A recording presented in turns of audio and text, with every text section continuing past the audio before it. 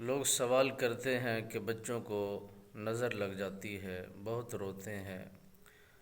اور وہ پریشان کرتے ہیں۔ اس کا قرآن کریم کے اندر بہترین جگہوں پر یہ ذکر خیر موجود ہے کہ جو بندہ پریشان ہے کہ بچوں کے معاملے کی وجہ سے انہیں نظر لگ جاتی ہے، یہ گلاب کے پھول ہوتے ہیں، جب بھی ماشاءاللہ نہ کہا جائے یا ان پر آیت الکرسی نہ پڑھی جائے، آیت الکرسی پڑھنے سے انسان اللہ کی حفاظت میں آتا ہے، پناہ میں رہتا ہے، اور کوئی اس پر وار کرنا چاہے بھی صحیح تو وار اس کا ختم ہو جاتا ہے، کیونکہ خدا کی وہ پناہ کے اندر موجود ہوتا ہے۔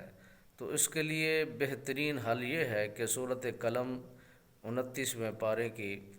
دوسری یہ سورۃ مبارکہ ہے، اس کی آخری دو آیات مبارکہ روزانہ 7 مرتبہ 11 مرتبہ پڑھ کر اپنے اوپر بھی دم کریں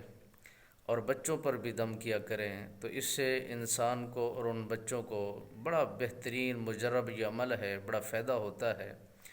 اور یہ نظر بد اتنا شدت رکھتی ہے کہ اگر یہ پہاڑوں پر بھی لگ جائے تو وہ بھی ریزے ریزہ ہو جاتے ہیں، اگر کسی جانور پر بھی نظر لگ جائے تو وہ بھی جان کی بازی ہار جاتا ہے۔ یہ تو انسان ہے، یہ مرجھا جاتا ہے، پریشان ہو جاتا ہے، نڈھال ہو جاتا ہے۔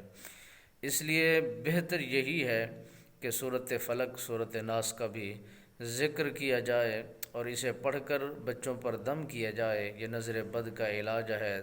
جادو ٹونے کا علاج ہے۔ میرے نبی رحمت للعالمین سرکار کے صحابی حضرت پاک ابو ہریرہ روی ہیں، وہ فرماتے ہیں کہ جو بندہ مومن مغرب کی نماز کے بعد 3 مرتبہ سورۃ کوثر اور 4 کل پڑھ کر دونوں ہاتھوں پر دم کر کے اپنے چہرے اور سر پورے جسم پر پھیل لیتا ہے، وہ خدا کی حفاظت میں رہتا ہے اور اس کی جسم کلام الہی کی برکت سے ہر طرح کی خطا و غلطیوں سے محفوظ ہو جاتا ہے اور رب کی پناہ کے اندر، رب کی حفاظت کے اندر وہ موجود ہو جاتا ہے۔ تو یہ پڑھنے سے انسان کو تھوڑا سا وقت لگتا ہے، مگر اس کا کلہم فائدہ ہے۔ اس فائدے کو حاصل کرنے کے لیے جد و جہد کرنی چاہیے۔